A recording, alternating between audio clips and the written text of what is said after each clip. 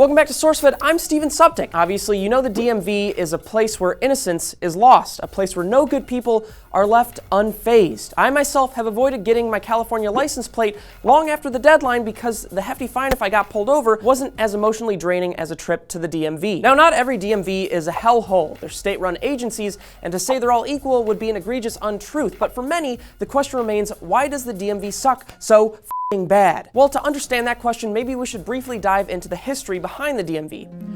The rise of the automobile changed our way of life so quickly and so dramatically, rules had to be put in place to make pedestrians, cyclists, and other drivers safe. It was the early 1900s when laws were put in place requiring drivers to register their vehicles and obtain driver's licenses. Okay, so let's figure out just from their history why people hate the DMV so much. The DMV is a government program, and government programs do have a track record of poor service. Take the IRS, for example. Taxpayer Advocate Service reported that only 37% of calls made to the IRS customer service were answered. And even further, Forrester's Customer Experience Index surveyed 122,500 adult customers in 2016 regarding their experience with 319 brands in 21 different industries. Did you follow that? The government had 5 of the 8 worst scores out of all 319. So there must be a common theme, something that connects these government services, DMV included, and answers why they're so inefficient. One possible answer as to why the DMV and government customer service is so poor is that accountability for employees depending on the location can be limited. Certain DMV locations around the country record wait times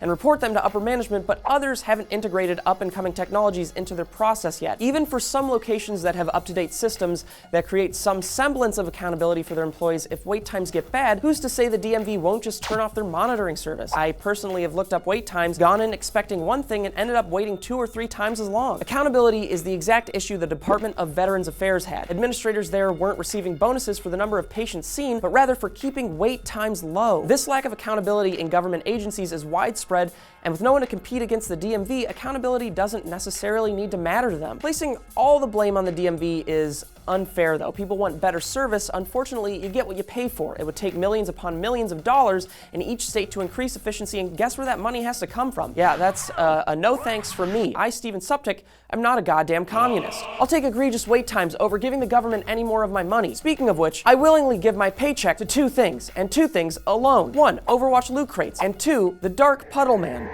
I think both the government and employees would argue that the DMV is wildly underfunded and there's no sign of an increasing budget anytime soon. And you might not like what I'm about to say next. Sure, you can blame the DMV, you can blame unstoppably stubborn taxpayers meeting an immovably inefficient government agency, but there's also one more group that's just as deserving of criticism. You. I don't know who you are, but you forgot to bring in your birth certificate. And you in the back, you forgot to fill out one of the forms you needed to bring in, and you waited in line for an hour eating up everybody else's time, and now you have to fill out a form for another 10 minutes. And then there's you. You brought your baby to the DMV. You are why the DMV sucks. So is there a way to fix it? Well, maybe. We could privatize DMVs, which could make the situation worse because the goal then is not to provide a service, but rather to make money. For instance, private prisons maximize profits by filling the buildings with as many prisoners as possible and minimizing the cost per prisoner. But competition is important in any industry, so perhaps privatizing DMVs would increase productivity. It's important to note that privatization has been tested, like in North Carolina, but the only factor that truly changes the experience is accountability. So to not end this on a hopeless note, I'm going to shoot my quick little tips at you. Without even going to the DMV, you can renew your ID, license plates, change your address, and request driving records online, unless your state doesn't offer those services, but just check with their website. Chances are, if you're going into the DMV, you need identification. And not just your current driver's license, look up what you need to bring in on your state DMV website, and then bring in even more. Also, bring cash or a debit card. Waiting in line for an hour just to be sent home because you don't have the proper payment method will crush you. Also, set up an appointment. Some DMVs are better than others, and you'll get through everything in 30 minutes to an hour, but be safe and schedule your visit online. And finally, make sure your phone is fully charged, please. Thank you for watching. I'm Steven Suptic, and God bless. And Steven sent me this message.